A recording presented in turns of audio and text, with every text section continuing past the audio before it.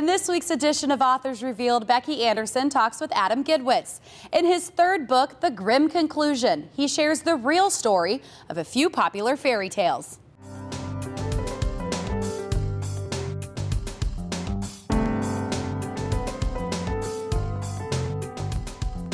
Welcome to Authors Revealed. I'm Becky Anderson. One of my favorite series for young adults, even down to 5th grade, is Adam Gidwitz, A Tale Dark and Grim. And this is the conclusion to the series, A Grimm Conclusion. So tell us about the new book.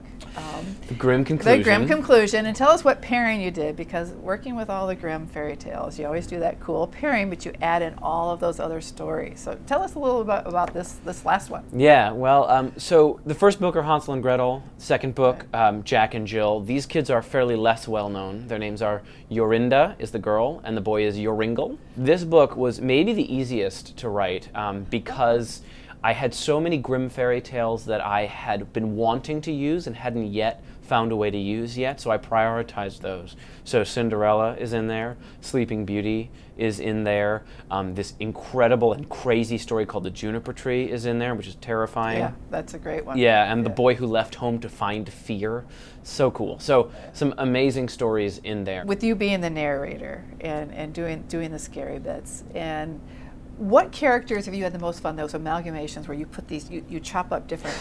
Which is the one that you thought was the most fun? One is a giant fire-breathing salamander called Eddie.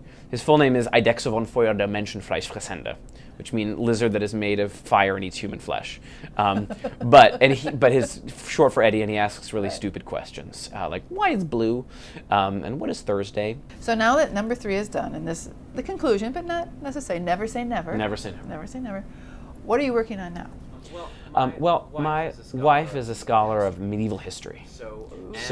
And there are so many great stories. Scary stuff. It will be an adventure. It will be based to some degree on medieval folklore, but it will be more Adam, more me-driven than the previous books. Oh, that sounds great.